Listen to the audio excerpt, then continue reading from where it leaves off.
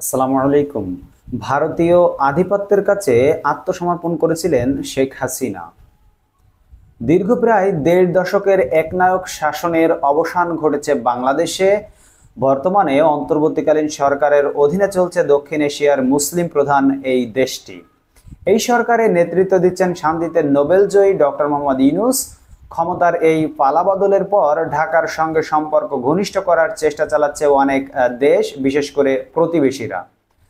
আজ রোববার 15ই সেপ্টেম্বর একটি নিবন্ধ প্রকাশ করেছে পাকিস্তানের প্রভাবশালী গণমাধ্যম দ্য ডন। নিবন্ধটি লিখেছেন আইজাজ আহমদ চৌধুরী।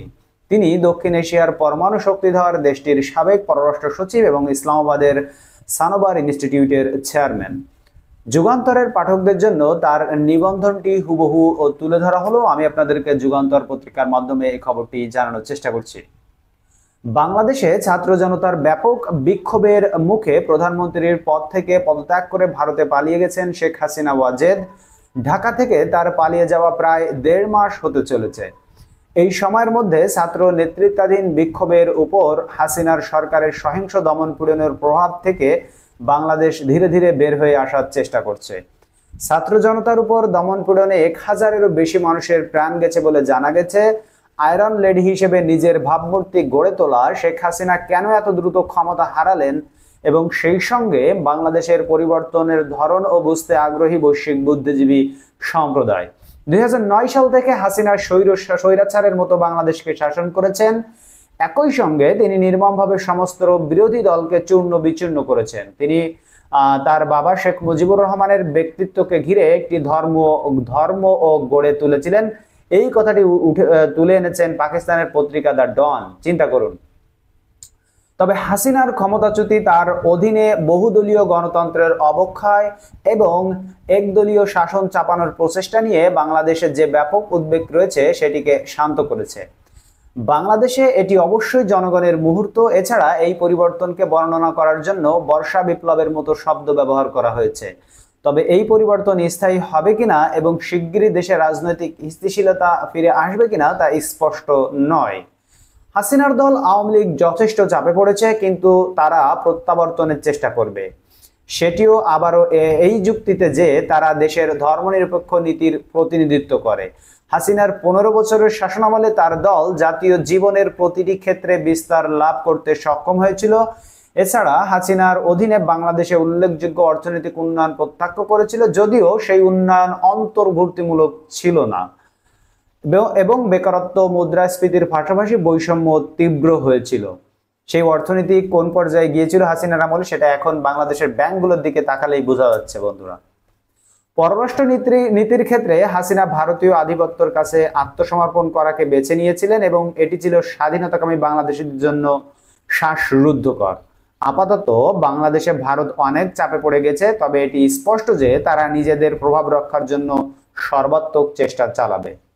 বাংলাদেশের সঙ্গে 4036 কিলোমিটারের দীর্ঘ সীমান্ত এবং ভারতের উত্তর পূর্ব রাজ্যগুলোতে সক্রিয় বিদ্রোহের পরিপ্রেক্ষিতে বর্তমানে ভারতের গুরুত্বপূর্ণ স্বার্থ হলো সীমান্ত নিরাপত্তা। যাই হোক, ভারতের নেতাদের জন্য তাৎক্ষণিক চ্যালেঞ্জ হলো কিভাবে তাদের দেশে তারা হাসিনার উপস্থিতি সামলাবেন।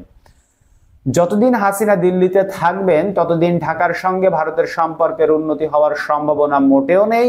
2013 সালে উভয় দেশ একটি প্রত্যর্পণ চুক্তিতে স্বাক্ষর করেছিল, আর সেই চুক্তি বিবেচনায় নিয়ে বাংলাদেশে অনেকেই হাসিনাকে এবং তার সহযোগীদের বিরুদ্ধে দায়ের করা 90টিরও বেশি ফৌজদারি মামলার বিচারের জন্য তাকে ফিরিয়ে আনার আহ্বান জানিয়েছে। অন্যদিকে যে আখ্যান বা বয়ানটি বাংলাদেশে পরিবর্তন এনেছে, ভারত সেটির অপব্যাখ্যা বা কারসাজি করে নিজের কাজে লাগানোর চেষ্টা করছে। ভারতীয় গবেষক এবং দেশটির মিডিয়া এমন এক বর্ণনার দিকে অগ্রসর হচ্ছে যেখানে বলা হচ্ছে রাজনৈতিক এই পট পরিবর্তনটি বাংলাদেশকে মুসলিম মৌলবাদের দিকে ধাবিত করবে এবং বাংলাদেশের হিন্দুদের উপর হামলার ঘটনা ঘটছে। যদিও বিবিসির সংবাদ অনুসারে হামলার এসব খবরের বেশিরভাগই ছিল ভারতীয় মিডিয়ার গুজব। হাস্যকরভাবে ভারতীয় ধর্মীয় নিপীড়ন উদ্বেগজনক মাত্রায় বেড়েছে। এছাড়া বাংলাদেশের এই পরিবর্তনে বিদেশি শক্তির সম্ভাব্য সম্পৃক্ততাকে মরিয়াভাবে তুলে ধরছে ভারত, যদিও বাংলাদেশে এই পরিবর্তন সম্পূর্ণ দেশীয় বলেই মনে হচ্ছে। শেখ হাসিনার অত্যাচারের বিরুদ্ধে দাঁড়ানো ছাত্রদের আত্মত্যাগের মাধ্যমে যে পরিবর্তন এসেছে তাকে অসম্মান করাই মূলত ভারতের উদ্দেশ্য।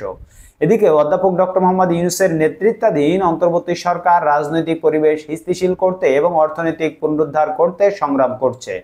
মূলত হাসিনার বিরুদ্ধে বিক্ষোভ শুরু হওয়ার আগে থেকেই অর্থনীতি অনেকটাই ধীর হয়ে গিয়েছিল। এছাড়া কয়েক সপ্তাহব্যাপী বিক্ষোভের কারণে বাংলাদেশের পোশাক শিল্প বিশেষভাবে ক্ষতিগ্রস্ত হয়েছে। সরকার অর্থনীতির পুনঃকৌশলীকরণ এবং ন্যায়সঙ্গত টেকসই উন্নয়নের জন্য সম্পদ সংগ্রহ নামে একটি টাস্ক ফোর্স গঠন করেছে। রাজনৈতিকভাবে এমন পরিস্থিতির নিরাময় প্রয়োজন। নির্বাচনের আগে বিচার বিভাগ, পুলিশ বিভাগ, নির্বাচন কমিশন মৌলিক সংস্কার চায় ছাত্র নেতৃত্ব। আর এতে দেখা যাচ্ছে নির্বাচন কিছু সময়ের জন্য বিলম্বিত হতে পারে। আঞ্চলিক পরিস্থিতির জন্য ডক্টর মোহাম্মদ ইউনূস স্যারকে পুনরুজ্জীবিত করার প্রয়োজনীয়তার উপর জোর দিয়েছেন, যা 1985 সালে ঢাকায় প্রতিষ্ঠিত হয়েছিল। তিনি চান বাংলাদেশ আসিয়ানের সদস্য হবে এবং তারপর সার্ক ও আসিয়ানের মধ্যে সেতুবন্ধন হিসেবে কাজ করবে। বাংলাদেশের এই পরিবর্তনে পাকিস্তানের প্রতিক্রিয়া কেমন হওয়া উচিত? পাকিস্তানিরা বাংলাদেশের জনগণের প্রতি শ্রদ্ধাশীল এবং তারা মনে করেন নিজেদের রাজনৈতিক ভাগ্য পরিনির্ধারণের অধিকারকে তারা যেভাবে চান তাকে সম্পূর্ণভাবে সম্মান করা উচিত। যাই হোক, পাকিস্তান এই বাস্তবতা থেকে সন্তুষ্ট হতে পারে। হাসিনা আর পাকিস্তানকে মিথ্যা দোষারোপ করতে পারবে না বা 71-এর দুঃখজনক ঘটনাকে নিয়ে কোনো কারসাজিও করতে পারবে না। এছাড়া পাকিস্তানের বিরুদ্ধে বিষাক্ত প্রোপাগান্ডাও এবার বন্ধ হতে পারে। হাসিনার ক্ষমতাচ্যুতি পাকিস্তান ও বাংলাদেশের জন্য দ্বিপাক্ষিক সম্পর্ক পুনঃস্থাপনের সুবর্ণ সুযোগ এনে দিয়েছে। যাই হোক, পাকিস্তানের অবশ্যই বাস্তবসম্মত প্রত্যাশা থাকতে হবে যে নতুন অন্তর্বর্তী সরকার এমন সময় কি করতে পারে যখন তারা অভ্যন্তরীণভাবে বেশ কিছু বিষয় ঠিক করার চেষ্টা করছে। সম্প্রতি বাংলাদেশের পূর্বাঞ্চলে আঘাত হানা ভয়াবহ বন্যার মুখে বাংলাদেশের জনগণের সাথে একত্রতা প্রকাশ করে পাকিস্তান ভালো কাজ করেছে। দুই দেশের জনগণের মধ্যে যোগাযোগ এবং যুব বিনিময়কে উৎসাহিত করতে পারে, যা হাসিনা বন্ধ করে দিয়েছিলেন। তাছাড়া বাস্তবসম্মত প্রত্যাশার সাথে সুনির্দিষ্ট গতিতে একে অপরের দিকে এগিয়ে যাওয়াই হবে উভয় দেশের পক্ষে উপযুক্ত। বন্ধুরা, যেমনটি আমরা আপনাদেরকে জানাচ্ছিলাম, পাকিস্তানের বিখ্যাত পত্রিকা দ্য ডন এর সৌজন্যে এবং যুগান্তরের সৌজন্যে অলসো। ধন্যবাদ সবাইকে ভিডিওটি দেখার জন্য। দেখা হবে পরবর্তী ভিডিওতে। অন্য কোনো খবর নেই। সেই পর্যন্ত আপনারা সকলে যার যার জায়গায় আল্লাহর মতো ভালো থাকবেন আর আমাদের চ্যানেলটিকে সাবস্ক্রাইব করে থাকবেন। একটা লাইক প্লিজ মামা, একটা লাইক দিবেন এই ভিডিওতে। আল্লাহ হাফেজ।